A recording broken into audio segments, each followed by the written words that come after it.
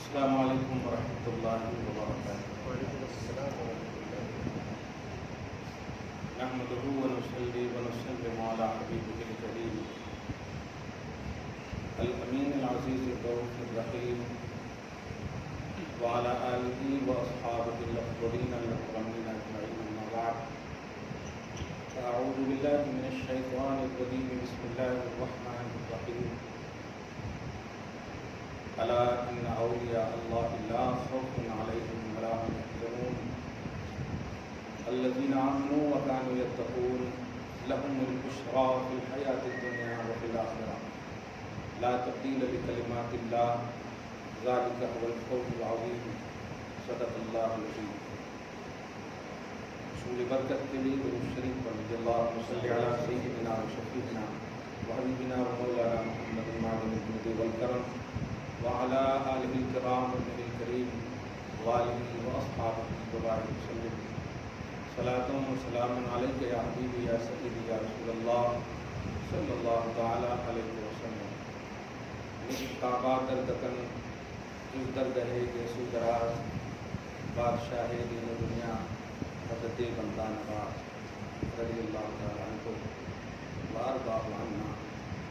خدا وحدہ لا شریک کے فضل و کرم سے، اس کے حبیب اعظم صلی اللہ علیہ وسلم کی بےپناہ عنایتوں سے، تمام اللہ کے محبوب بندوں کی توجہات خاصہ سے، خطب دکن کی خصوصی نظر عاطفت سے، الحمدللہ ثم الحمدللہ، آپ سب ہم سب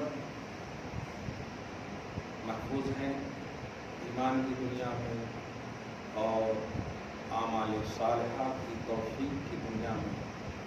اللہ آپ کو، ہم سب کے خاندان اقربا اعزہ کو سلامتی دائمی نصیب فرمائے۔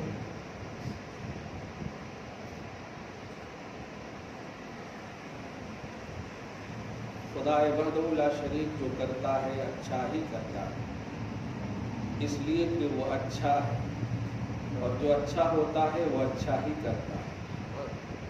وہ ہر عیب سے پاک ہے، لہذا کوئی عیب والا کام نہیں کرتا۔ وہ بے عیب ہے، بے نقص ہے، کمی، زیادتی، ظلم، عدوان، یہ سب سے وہ پاک ہے۔ اس لیے جو کچھ ہو رہا ہے اسی کے حکم سے ہو رہا ہے، اسی کے ارادے سے ہو رہا ہے، مشیت سے ہو رہا ہے، اور یقیناً اچھا ہی ہو رہا ہے۔ ہم اس اچھائی سے واقف نہیں ہیں، یہ ہمارا قصور فہم ہے، ہمارا قصور سمجھ ہے۔ اللہ تعالیٰ توحید پر اور رسالت پر ہم سب کو قائم رکھے۔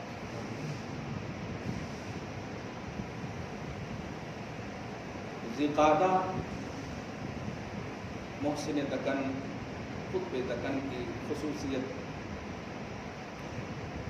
14-15 ذیقعدہ، یاد رکھیے عرس یہ نہیں ہے کہ آپ میلہ لگا لیں، عرس یہ نہیں ہے کہ آپ ازدحام کثیر کے ساتھ آستانے پہ حاضر ہو جائیں، عرس یہ نہیں ہے کہ آپ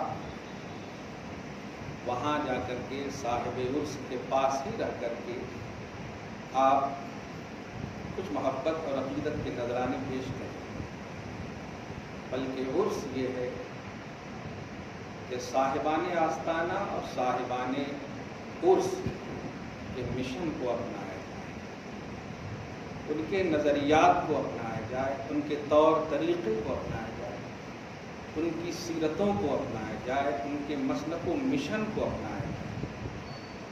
عرس کا صحیح کانسیپٹ یہ ہے، اور جب اس کا مفہوم یہ ہے تو ظاہر ہے ان کا مشن توحید و رسالت ہے، ان کا مشن ایمانیات ہے، ان کا مشن فروغ اسلام ہے، ان کا مشن نشر و اشاعت دین ہے، تو یہ سالانہ پہلو سے تعلق رکھتا ہی نہیں، یہ روزانہ پہلو سے تعلق رکھتا ہے۔ کوئی ایسا حین نہیں، کوئی ایسا وقت نہیں، کوئی ایسا لمحہ نہیں جس میں آپ دین سے دور ہوں، توحید و رسالت سے دور ہوں، کوئی ایسا لمحہ نہیں۔ اس کا صریح مطلب یہ ہوا کہ اللہ والوں کو، اللہ کے محبوب بندوں کو ماننا، ان کے عرس کا قائل یا مائل ہونا، یا نہیں بلکہ اور مائل ہونا، قائل اور مائل ہونا دائمی ہونا چاہیے، ان کی فکر کی دنیا میں، ان کی سوچ کی دنیا میں۔ آپ نہیں جانتے کہ یہ اللہ والے کو اللہ پاک نے کیا تصرفات، کیا عظمتیں، کیا اقتدارات، ان کا لیبل، ان کا اسٹیٹس اتنا اعلیٰ ہے۔ اسی سے آپ سمجھیں کہ آپ ہم کوئی کتاب، جب ہم شادی کا رقعہ آسانی سے حیدرآباد میں تو سمجھ جائیں گے، شادی کا جب رقعہ لکھتے ہیں، اپنے گھر کی شادی، بیٹی بیٹا کی شادی، تو اگر کسی سے بیعت ہیں تو بفیض پیر و مرشد لکھواتے ہیں، کسی نہ کسی کا واسطہ لیتے ہیں۔ کس لیے؟ تاکہ یہ اوتھینٹک ہو جائے، یہ بانسبت ہو جائے اور فیض سے مستفیض ہو جائے، یہ مقصد ہوتا ہے۔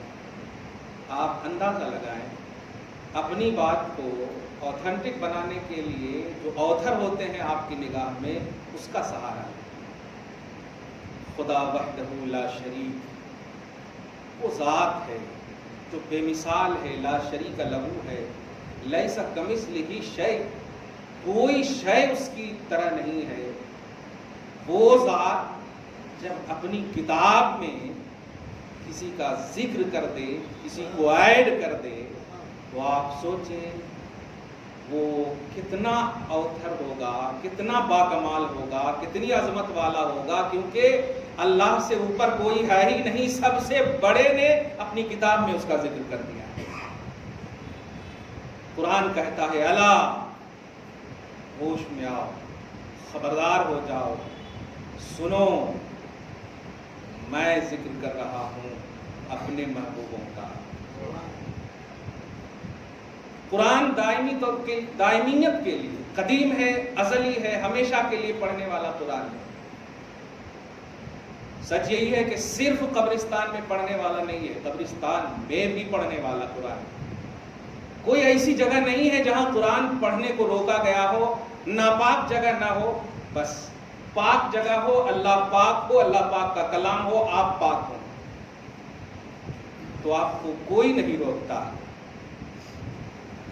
ذکر کثیر کا مفہوم ہی یہی ہے، فاذکروا اللہ ذکرا کثیرا، ذکر خدا کا کرنا یہ تو ٹھیک ہے، ابھی نماز پڑھیں گے آپ، ذکر ہے یہ خدا کا، لیکن ذکر کثیر نہیں ہے، کیونکہ جو نماز ہے آپ کو وہ کنڈیشن ہے، فکس ہے، آپ کو 2 رکعت ابھی جمعہ پڑھنا ہے، پھر سنت پڑھنا، یہ فکس ہے۔ آپ اگر چاہیں گے تو آپ 70 رکعت نہیں پڑھ سکتے جمعہ کا نام دے کر کے، یہ فکس ہے۔ ذکر کثیر یہ ہے کہ جو فکس ہے اس کے علاوہ کریں آپ، یہ ہے ذکر کثیر۔ نماز پڑھنا یہ ذکر ہے، 5 وقت کی فکس نماز پڑھنا یہ ذکر ہے، لیکن قرآن نے مطالبہ ذکر کثیر کا کیا ہے، ذکرن کثیرا، ذکر کثیر کرو، تو ذکر کثیر یہی ہے۔ غوث کی زبان میں بولو کہ حینن دون حین، یعنی کوئی وقت نہیں کہ دوسرا وقت نہیں، بلکہ ہر وقت ذکر کرتے رہو۔ کون ایسا وقت ہے، کون ایسی جگہ ہے جہاں وقت نہیں ہے؟ جب تک زندہ ہے ذکر کرتے رہو۔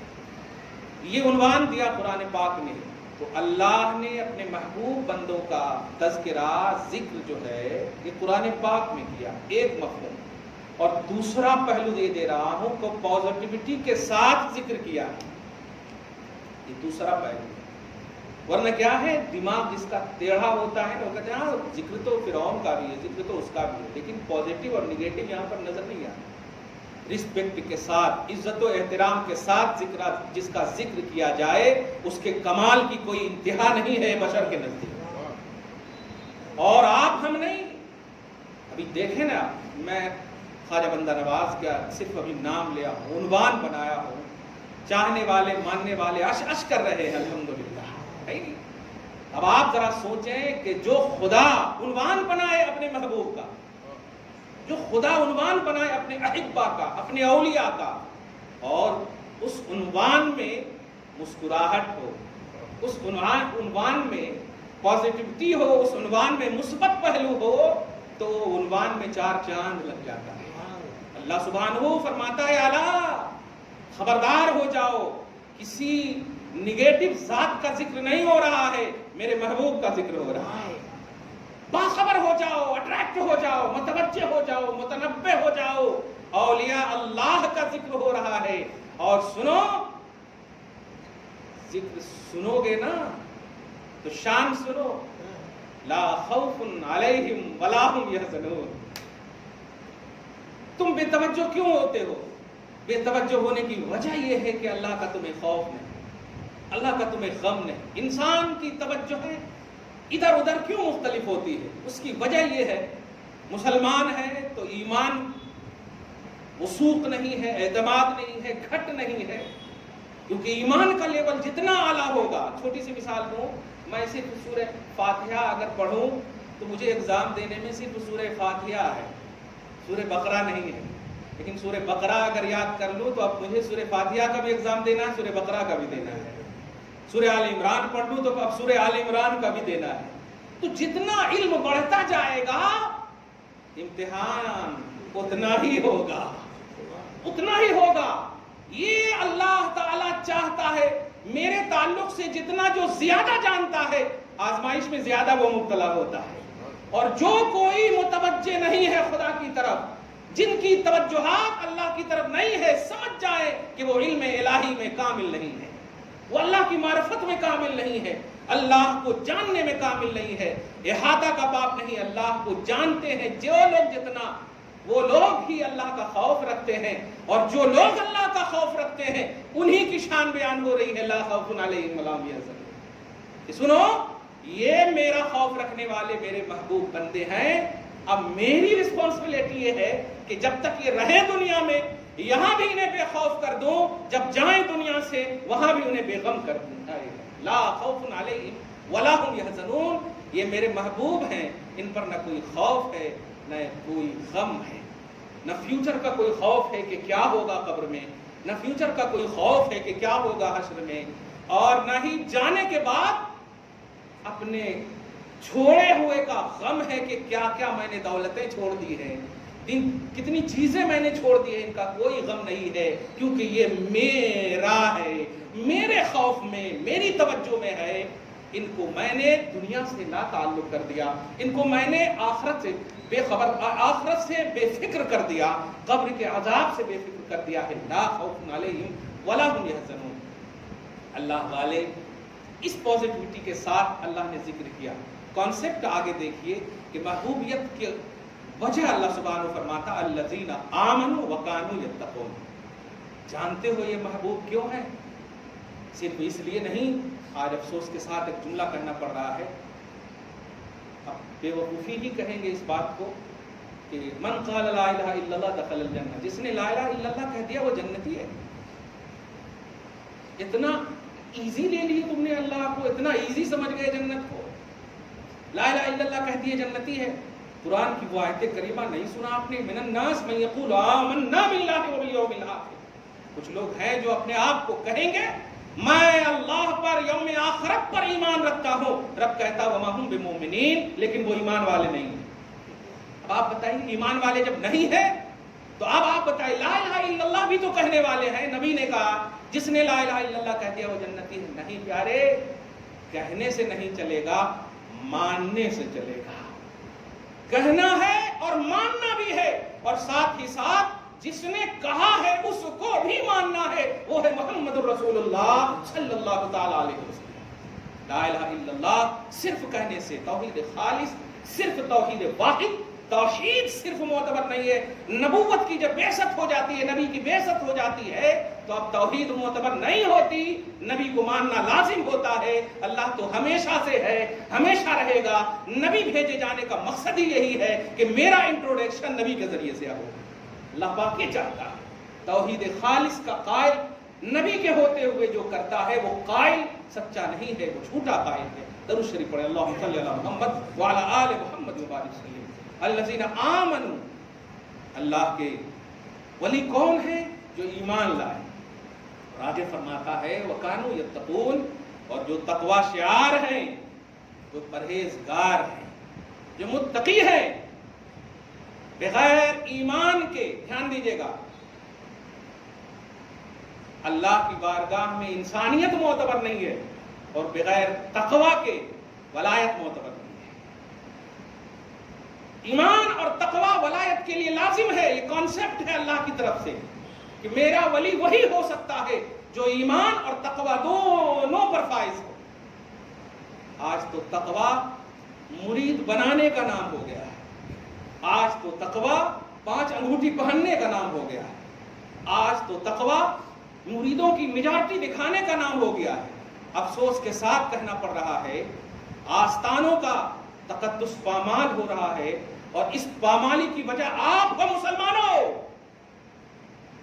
آپ ہو، آپ محلے کی بیٹیاں پیسوں کی وجہ سے رو رہی ہیں، ان کے ماں باپ پریشان ہیں، خودداری نے تمہارے گھر تک آنے نہیں دیا، انہیں عمریں بڑھ رہی ہے، احساسات زنا بڑھ رہے ہیں، برائیاں عام ہو رہی ہے، یہ ضرورت پوری کرنا جو تم پر فرض تھا، انہیں چھوڑ کر دولتوں کے انبار میں بیٹھنے والا پیر ان کے قدم میں پیسے ڈال رہے ہو تم، ان کے قدم میں ڈال رہے ہو تم۔ میں روک نہیں رہا ہوں، مگر احساس اور ذمہ داری، یہ 2 لفظ بتانا چاہ رہا ہوں۔ ذمہ داری کا احساس سمجھو، تمہاری ذمہ داری یہ نہیں تھی کہ صرف بس پیر صاحب کا ہاتھ تھام لیے اور پیر صاحب نے کہہ دیا اب تمہیں نماز کی ضرورت نہیں، حج و روزہ کی ضرورت نہیں، میں سب کچھ کر لوں گا۔ ارے جنہوں نے بیعت و ارادت کا کانسیپٹ دیا وہ ہے محمد الرسول اللہ، اور جن کے مریدین صحابہ ہیں، اٹھاؤ ان کی زندگیوں کو، صحابہ کرام جن کے بارے میں بیعت کا یہ کانسیپٹ ہے کہ لقد رضی اللہ عن المؤمنین اذ یبایعونک تحت الشجرہ، کہ اللہ ان تمام مومنوں سے راضی ہو گیا، اے حبیب جو آپ کے ہاتھ پر بیعت لے رہے تھے، جو بیعت لے رہے تھے، ان مریدوں سے اللہ تعالیٰ راضی ہے۔ لیکن اے لوگوں سنو، جن مریدوں سے اللہ نے رضا کا اعلان کر دیا ہے، ان مریدوں کے پاس جب جاتے ہیں تو حی علی الصلاۃ کی آواز آتی ہے تو خدا کی قسم سب چھوڑ دیتے ہیں، رب کی بارگاہ میں کھڑے ہو جاتے ہیں، رب کی بارگاہ میں کھڑے ہو جاتے ہیں۔ وہ اپنے پیر سے یہ نہیں سنتے کہ تمہیں نماز پڑھنے کی ضرورت نہیں ہے، وہ صحابہ کرام ان سے بہتر کوئی مرید نہیں ہو سکتا، وہ مریدوں کی جماعت کی بنیاد ہے، لیکن ان کی بارگاہوں میں جاؤ، جنت کی بشارت مل گئی ہے پھر بھی نماز نہیں چھوڑ رہے ہیں، ان کو مغفرت کی بشارت مل گئی ہے پھر بھی حج و روزہ و زکوٰۃ اور نیک اعمال نہیں چھوڑ رہے ہیں، یہاں تک کہ کبھی بھی کوئی ایسا پہلو نہیں ہے جو بد عملی کی طرف جاتا ہو، نیک عمل کرنے کی بنیاد بن گئے ہیں۔ ایسے ہی مرید ہو تم، کیوں ایسے پیروں سے تم جڑ رہے ہو جو تمہیں نماز سے لا تعلق کر رہے، کیوں ایسے پیروں کے بارگاہوں میں جا رہے ہو؟ کیا غوث اعظم سے بھی بڑے پیر ہیں؟ میں تو ان کے جملے کو کرامت سے لبریز سمجھتا ہوں، جب غوث اعظم نے کہا اگر تمہیں کوئی سچا پکا پیر نہ ملے تو دل سے میرے مرید ہو جانا، میں تمہیں اپنے مریدوں میں شامل کر لوں گا۔ دیکھ رہے تھے ایسے زمانے کو، مس یوز کریں گے میرے ناموں کو، مس یوز کریں گے میری نسبتوں کو، فرما دیا پہلے ہی جو مجتمع الشرائط توحید و رسالت کے علمبردار جو پیر نہ ہو ان کی بارگاہوں میں ان کے جو دستار کو دیکھ کر پریشان مت ہونا، صدق دل سے قادری مان لینا، میں تجھے قادریوں میں شامل کر لوں گا، میں تجھے اپنے مریدوں میں شامل کر لوں گا۔ تم مرید کو مستحب ہے مستحب ہی رہنے دو، بیعت و ارادت کو مستحب ہے مستحب ہی رہنے دو۔ ایک بات یہاں پر جلدی سے بول دوں کہ کوئی میرا نگیٹو پہلو نہ لے لے کہ ہاں نگیٹو پہلو نہ لے لے، میں چونکہ جانتا ہوں کہ وہاں مستحب کہا ہے نا، فرض و واجب نہیں، میں اپنوں کی اصلاح کر رہا ہوں، ابھی آپ کی اصلاح نہیں کر رہا، اپنوں کی اصلاح کر رہا ہوں۔ ہم نے نماز نہیں پڑھی، ہماری اصلاح ہو رہی ہے، آپ نے نماز نہیں پڑھی، آپ کی اصلاح ہو رہی ہے۔ میں آستانے کے عنوان سے، فیوز و برکات خواجہ بندہ نواز سے، ان کے عرس پاک کی مناسبت سے، ان کے مشن کا سہارا لیتے ہوئے جملہ کہہ رہا ہوں، پیارے یہ اللہ والے وہ ہیں جو ایمان اور تقوی شعاری کی بنیاد پر ولایت حاصل کیے ہیں۔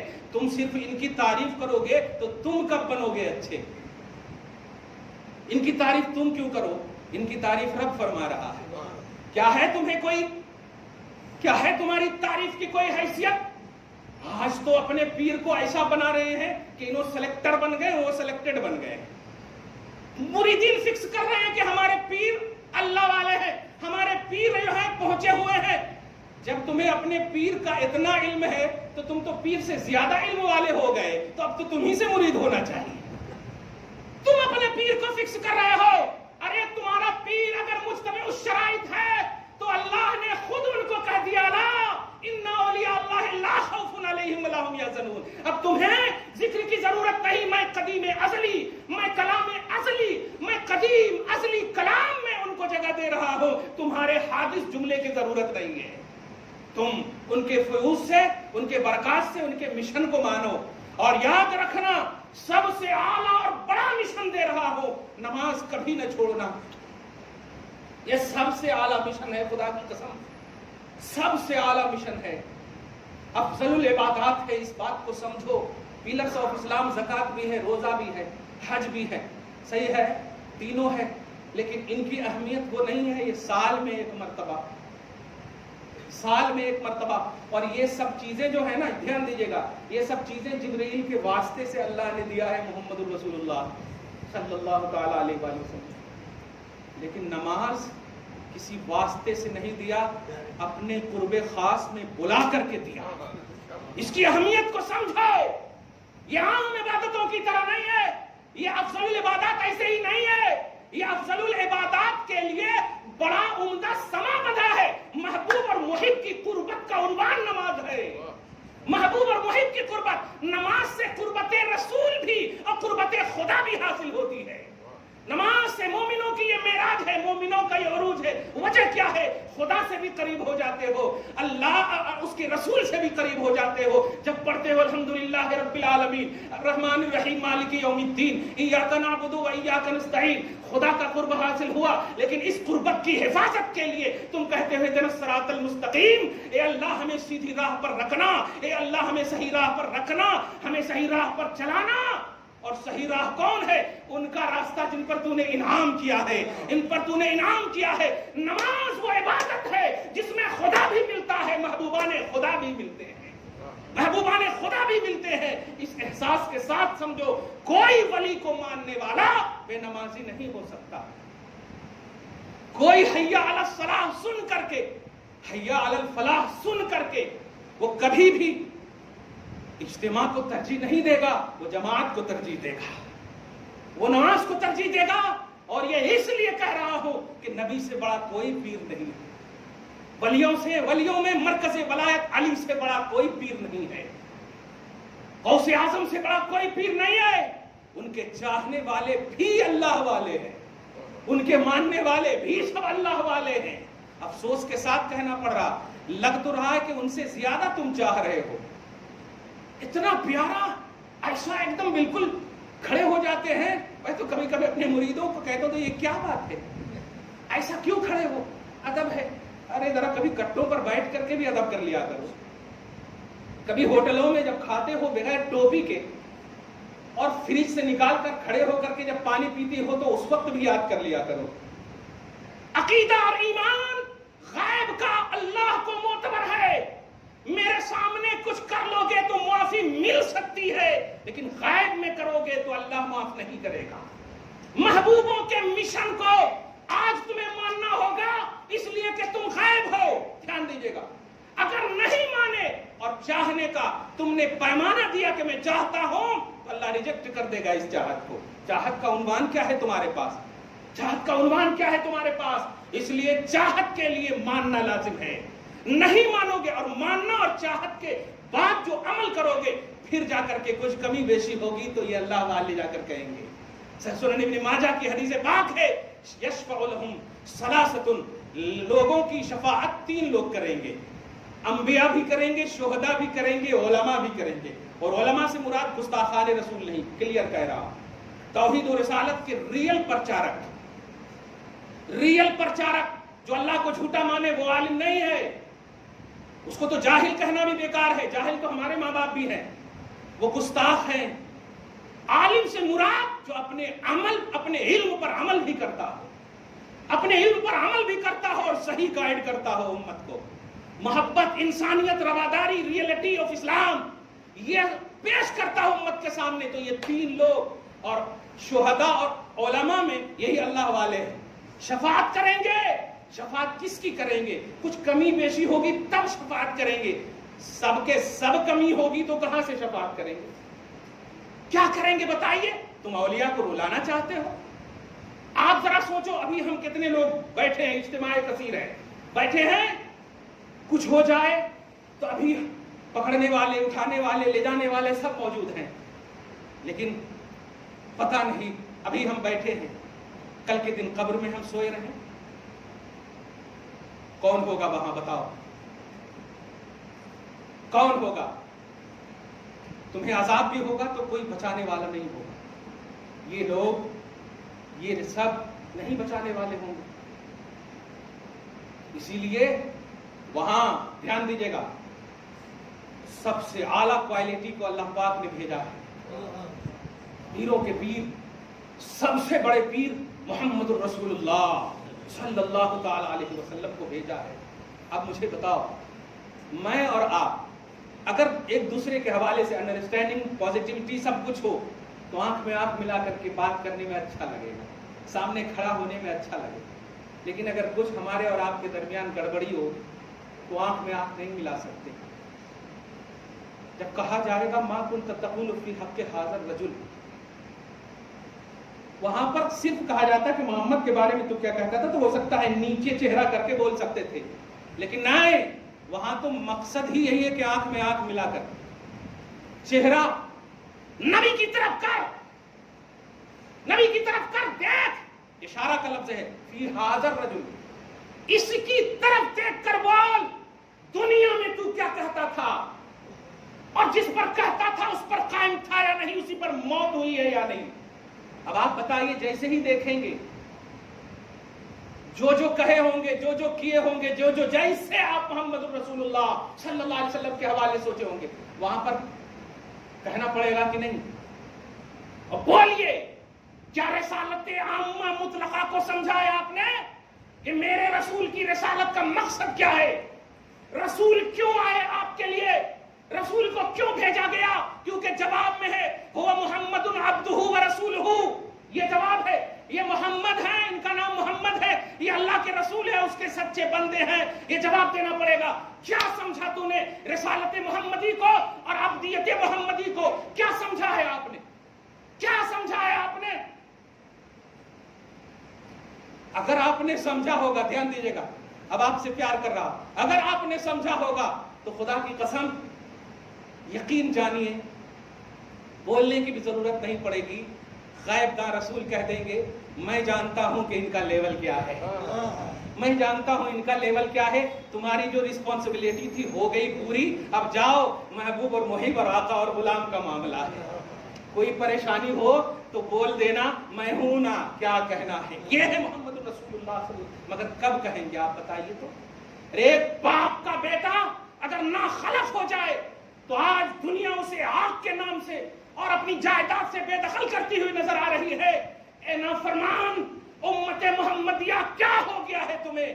کیا محمد عربی صلی اللہ علیہ وسلم سے ایسے جملے سننا نہیں چاہتے کہ وہ کہہ دیں کہ یہ میرا ہے؟ لیکن اس میرے سننے کے لیے کیا سمجھا ہے تو نے محمد کو؟ کیسے مانا ہے تو نے محمد کو؟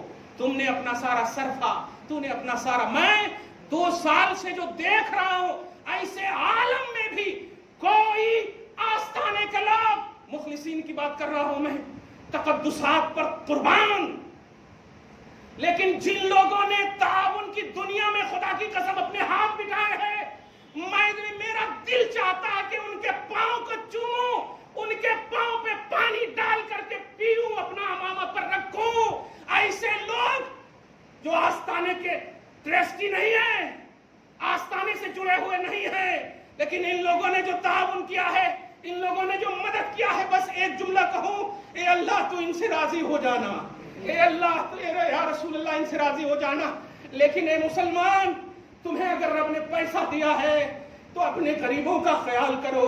یہی اولیاء اللہ کا مشن ہے، یہی غوث و خواجہ کا مشن ہے، یہی بندہ نواز کا مشن ہے، یہی اللہ اس کے رسول کا فرمان ہے کہ تم اپنے خاندان، ارے آغاز تو کرو، اپنے گھر میں فراخی سے آؤ، اپنے معاشرے میں فراخی سے آؤ، محلے میں فراخی سے آؤ۔ باہر اس وقت تمہیں جانے کا حکم دیا جاتا ہے جب تمہاری ذمہ داری اپنے معاشرے سے مکمل ہو جائے۔ لیکن کیا کیا تم نے، کیسے کیا تم نے؟ آج بھی میں خود اس منچ پہ کھڑا ہوں، میرے بھی مریدین ہیں، میں یہ جملہ اس لیے بولتا ہوں، کوئی ایسا نہ سمجھے کہ پیر اور مرید کا میں قائل نہیں ہوں، لیکن میں نے جو آج کے مریدوں کو دیکھا ہے، بڑے افسوس کی بات ہے، بڑے افسوس کی بات ہے۔ چادروں پہ چادر، پھولوں پہ پھول، ہماری بیٹیاں، ہماری ماں اور بہنیں کپڑوں کے لیے ترس رہی ہیں، اب تم آستانے پہ چادر لے جا رہے ہو۔ ارے اس کو بیچ کر کے اگر ہماری بہن کے لیے دوپٹہ لا دیتے تو خدا کی قسم بشارت تمہیں مل جاتی اولیاء اللہ کی طرف سے کہ میں اپنے اوپر چادر چڑھانے سے اتنا راضی نہیں ہوتا جتنا تو نے یہ عمل کیا ہے، یہ عمل جتنا تو نے کیا ہے۔ اے مسلمان باخبر ہو جا، اے مسلمان، تم نے خود اپنی بہنوں کو دوپٹہ لا کر نہ دینا شروع کر دیا تو وہ دوپٹہ اوڑھنا بھی بند کر دی۔ تم نے خود اچھا لباس لا کر کے نہ دینا شروع کر دیا، وہ خود اوڑھنا پہننا خراب شروع کر دی، اور اس سوشل میڈیا میں اپنے سے خریدنا شروع کر دی۔ تم باپ ہو، تم بھائی ہو، اپنی ذمہ داری کو سمجھو، اولیاء اللہ کے مشن کو سمجھو، محسن دکن خواجہ بندہ نواز کے مشن کو سمجھو۔ اور ایسے ہی تمہیں اللہ پاک نے نہیں فرمایا ہے میں تجھے ہدایت پر رکھنے کی ذمہ داری لیتا ہوں اگر تم ولی اور مرشد کامل سے وابستہ رہو گے۔ اور وابستگی کا کانسیپٹ بتا دیا میں نے، اگر وہ زندہ ہے تو وہ خود بھی نماز پڑھیں تمہارے ساتھ لے کر۔ نماز کی بات کہوں، نماز عین جنگ کے عالم میں بھی میرے آقا صلی اللہ علیہ وسلم کے وہ مریدین جنہیں صحابہ کہا جاتا تھا، نماز نہیں چھوڑا۔ جنگ کے عالم میں تم صوفہ پہ بیٹھ کر کے، گدی پر بیٹھ کر کے، اچھے بستر پر سو کر کے نماز چھوڑ رہے ہو۔ وہ فائز المرام صحابہ، لہم مغفرۃ و اجر عظیم کی منزل پر فائز صحابہ، اور رب نے جنہیں ڈائریکٹ جنت کی بشارت دی ہو، وہ صحابہ کرام، ویسے تم مرید ہو، ویسے مرید ہو۔ کامیابی کی ضمانت ان کے قدم کو چومتی ہے، پھر بھی انہوں نے نماز نہیں چھوڑی، پھر بھی انہوں نے مشن مصطفیٰ کو نہیں چھوڑا، اتباع اور اطاعت مصطفیٰ کو نہیں چھوڑا۔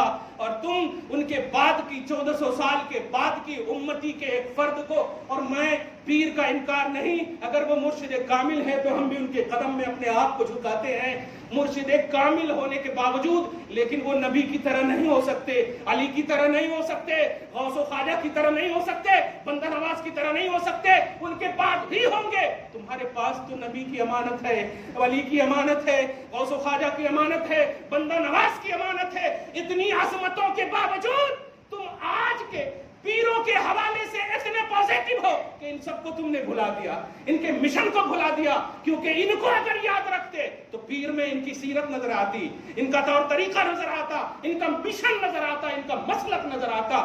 خلاصہ یہ کہ اپنوں کی یہ بات ہے، خیر اسے نگیٹو نہ لیں کہ عرس کا کانسیپٹ یہ ہے، بندہ نواز کا عرس ہے، تم نہیں جا سکے لاک ڈاؤن کی وجہ سے تو ہرگز نہ سمجھنا کہ عرس نہیں ہے۔ عرس یہ ہے کہ ان کو دل سے چاہو، ان کے مشن کو مانو، ان کی سیرت کا مطالعہ کرو، اور سب سے بڑی بات ایمان پر قائم رہو، تقوی شعاری لاؤ، توحید اور رسالت کی علم برداری تمہارا نشانی، تمہارا علم، تمہارا شعار ہو، اور یہی پر اپنے آپ کو ہمیشہ کے لیے کاربند مانو۔ رب یقین جانو، اگر آپ اس پر قائم تھے تو رب کا فیضان ہے کہ تم بچ گئے، اور اگر اس پر قائم نہیں تھے تو رب کی طرف سے تمہیں ایک موقع ہے کہ تمہیں انہوں نے بچایا، اس نے بچایا ہے، اب دونوں تمہارے لیے اچھا ہے۔ رب سے دعا کرو مولا ہم سب کو شاد رکھنا، آباد رکھنا۔ محسن دکن خواجہ بندہ نواز گیسو دراز کے صدق و طفیل میں پروردگار ہم سب کو اپنا فیض نصیب فرما، یا اللہ ہم سب کی دعاؤں کو قبول فرما، آمین بجاہ سید المرسلین وما علینا الا البلاغ المبین۔ جو سنت نہیں پڑھ سکے سنت پڑھ۔